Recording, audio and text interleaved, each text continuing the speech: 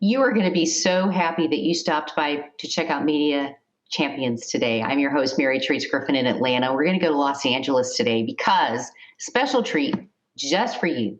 We have Dr. Tana Session with us from Los Angeles, and she is here because she's going to enlighten everybody and she's going to show you how to get it done. Dr. Session, it is an honor to finally meet you. Thank you for being on the program. Thank you for having me. I really appreciate being here. I want to talk about what you do and how you help people in this world of communications and marketing and media and just with self, because you really are an inspirational person. Oh, well, thank you so much. I appreciate that. So my work really centers around, right now, the focus has been diversity, equity, inclusion, and belonging. So working with different corporations and even federal and state agencies to help them on their own individual journeys around cultural transformation, to make certain that they are putting in place policies and procedures and recruiting initiatives that really will help them diversify their staff, but also create opportunities for inclusion and belonging for all employees. So it's what I call head and heart centered work, but it's fruitful and rewarding. I want to talk about marketing initiatives because it changes on a dime and so quickly. How do you help people with the marketing initiatives when you're helping to tell their story or work on the activities of inclusion and the path that they need to take? Sure. So when you think about marketing from that perspective, it's internal marketing as well as external marketing. So I consider the work that I do really project based. So with any project, you want to be able to communicate where you're succeeding. You want to be able to communicate what your goals are as it relates to that project.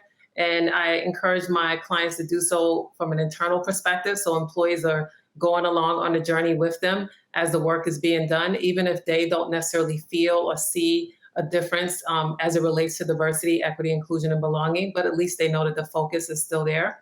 And then communicating externally, whether it's on a website or just making certain that if they have a board of directors, that their board of directors are informed as well as any investors. Because right now, a lot of investors in particular are focused on organizations' efforts around diversity, equity, inclusion, and belonging. So they need to have some sort of communication plan or marketing plan, if you will, that will share their success and the work that they're doing internally, because otherwise they won't know. And that's another opportunity to really be able to applaud the work by the employees that's being done. And content is king, and this is just it's such a great story to share and to tell, and you can't go wrong with inclusion. And I before we leave, I want to talk about your new book. You have a new book out, and I know it's available everywhere. Let's talk about that real quick. Sure, I'm really excited about it. This is my fourth book. I tell people this is the biggest project I've ever done. It took me almost 2 years to write it, and it's entitled Working While Black, A Woman's Guide to Stop Being the Best Kept Secret. And this is a journey where I shared my own personal experience as it relates to diversity, equity, inclusion, and belonging within the workplace. I've been in HR for over 30 years, and I've been the head of human resources for different organizations.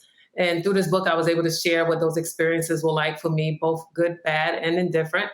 And fortunately, I was able to also interview other women, Black women in different areas of industry and at different high-level, high-performing women that shared their stories as well. And what we realized is that a lot of us had some of these same experiences as Black women in business, but we, at the time, thought we were only ones going through it.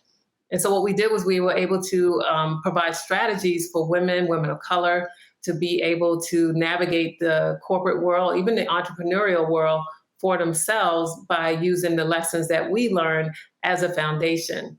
And fortunately, I was also able to interview Swati Mandela for the book, and she is the granddaughter of Willie and Nelson Mandela. And I had Dr. Lois Frankel write the foreword, and she's a New York Times bestselling author of Nice Girls Don't Get the Corner Office and a couple other books out there as well.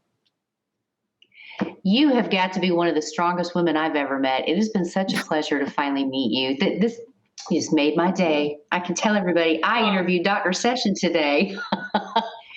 Thank you so much for sharing your insights, and thanks for what you do to help people across the board. I hope you'll come back on the program again. I will. Thank you so much for having me, EMT. I appreciate it. Thank you. Have a blessed week. We will talk to you soon. I know how to find you now. You're in trouble. Yes, you do. Take care, Dr. Session. If you want to know more about Dr. Tana Session and how you can find out where she's headed and what she's doing to help enlighten people, easy to do, log on to dailyadbrief.com. We will make that connect for you. I hope you come back and join us for more Media Champions. I'm Mary Treese. Have a great day.